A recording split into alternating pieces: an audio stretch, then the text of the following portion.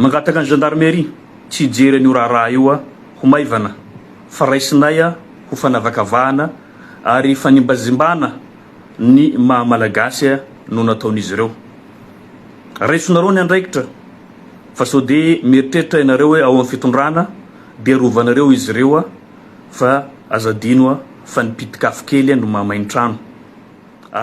Faly miarahaba isika rehetra mpanaraka tsy tapaka ny Nouveaute gasy ny tenako. Androany isika dia ndondrera hiresadresaka ny vaovao izay mafana dia mafana moa amin'izao fotoana izao ka noho izany dia mizara teny lehibe ny vaovaontsika androany. Ny tapany voalohany dia mahakasika ny fitohizan'ny tolon'ireo vorona kandida ary ihany koa mahakasika ny fahalasana ny andriambavilanitra la reine du salegy ny dunia. Dia ny tapany farany ny mahakasika ny tontolon'ny fanadajahantena izay nandraisan'ny BAREA anjara amin'ny fifantsana ny fiatrehana ny tompondaka maneran-tany amin'ny lalao-baolina kitra izay. Fa milohan'izay dia azadiny manao commentaire ambanin'ity vidéontsika ity ary azadiny ihany koa ny milike ny vidéontsika. Azadiny toraka izany ny miabone amin'ny chaîne-ntsika mba ahafahanao manaraka tsy tapaka ny vaovao izay alefa ny MCC tao Nouveaute gasy. Toy izao ny fanaovana azy. Tsy ampiandrely isika fa avy hatrany tonga dia vavany ndao ary. Araka ny efa natsipiko hatrany moa dia mahakasika ny tolona izay ataon'ireo vonona kandida mo anokafantsika an'ity vaovaontsika ty amin'ity tapany voalohany ty satria rehefa vita ny fifidianana moa dia indro avy hatrany fa niverina amin'ny tolona izay ataon'izy ireo avy hatrany ireo vonona kandida izay manao fitakina amin'ny fiadina amin'ny tsirariny sy ny tsitsiny moa izany fitakina izay ataon'izy ireo zany mba ahitana ny mangarahara sy ny marimaritra raisana mba hampandrosoana ny ty Madagascar ity ary mba hanatsara ny hoavin'ny taranaka mampara araky ny nambaran'izy ireo hatrany. Hosetrin'izay hatrany moa dia nanaovana resaka tamin'ny mpanao gazety ny vondrona kandida tamin'ny latsinainy 20 novambra lasa teo ary nanamafy izy ireo tamin'izany fa mitohy ny tolona ary miantso ny vahoaka sy ny olom-pirenena rehetra manerana ny Madagascar mba hanohy ny tolona izay efa natomboka izy ireo hoy izy ireo hatrany. Ny vondrona kandida izay nanomboka ny tolona dia hoe ho anilan'ireo hatrany tsy nanaiky ny valim-pifidianana izy ireo ary miantso hatrany ny hanatanterahana ny fifidianana madio sy mangarahara ary ekeny rehetra mba tsy hiverena ny krizy sy mba hisiany fitoniana eo amin'ny firenena mba ho tena malagasy no mitantarany Madagascar raha nambaran'izy ireo hatrany fa sanatria ka hoentiny vazaha na vahiny. Mbola hosetrin'izay hatrany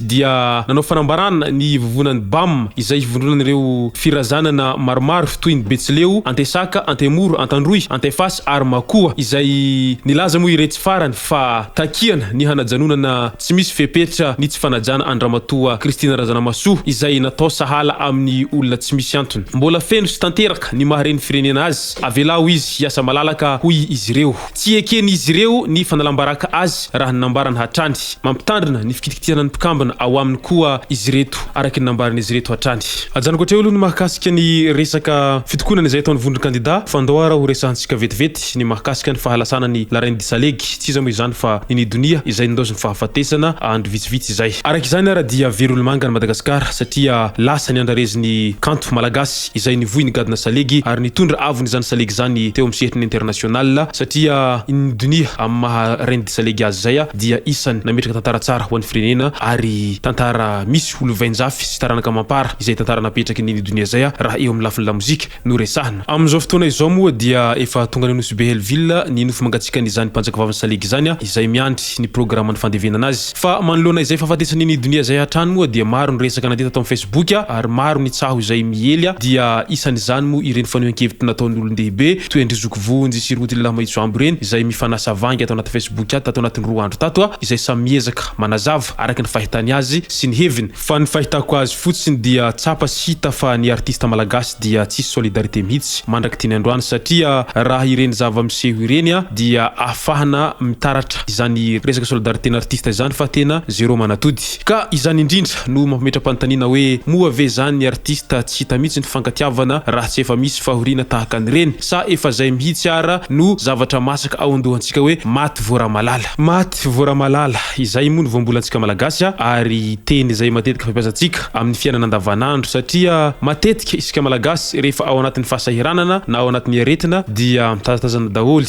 ny fianakaviana fa tsy misy mandray andraikitra firy na dia misy aza ny eo ampelantanan'izy ireo fa rehefa anao mahatiny am'izay eo zany ny rehetra vao manao cotisation izay manatambatambatra zay azo atambatra amin'ny fandevenana fa de inona loatra ary no mahatonga toetrentsika gasy manao ohatran'izany tsy eleo ve dieny izy mbola velonaina no anaovana an'izay cotisation zay fa tsy izy efa maty no vao manao cotisation de eo am'izay vao mifendrofendro vao milaza hoe mampalahelo tahak'izay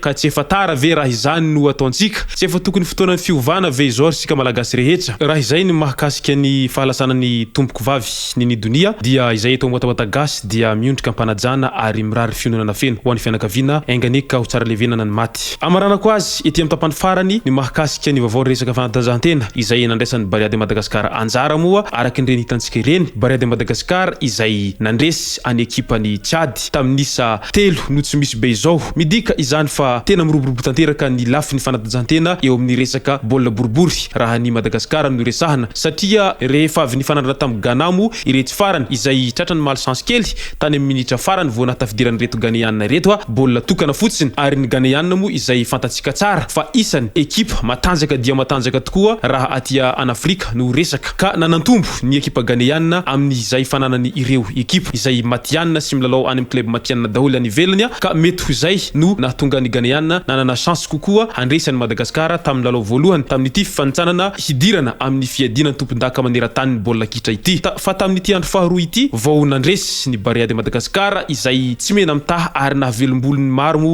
nahitan'izany endry dalao izay nasehony izany BAREA izany ka nahatonga ny fandresena 3 ohatra be izao ajano koatreo aloha ny mahakasika ny vidéo tsika ity tompoko lasy tompoko vavy manasa tsika hatrany hanao commentaire ambanin'ity vidéo tsika ity mba ahafahana mandravona ny reny hevitry rehetra reny hanaovantsika vidéo manarakeo manasa tsika ihany koa ilaiky ny vidéo tsika ary manasa tanandroa hatrany iabone amin'ny chaîne tsika mba ahafahanao manaraka tsy tapaka ny vidéo zay lefa misy tao Nouveaute gasy tompoko lasy tompoko vavy mankasitraka dia mirarisoa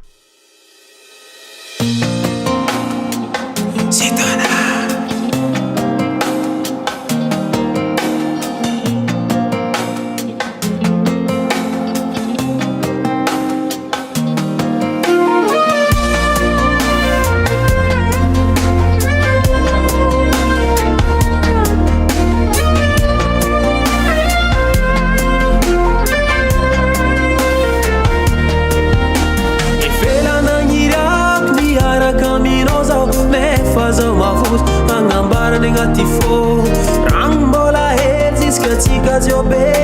Mitiavo kono timyo Umeka me mito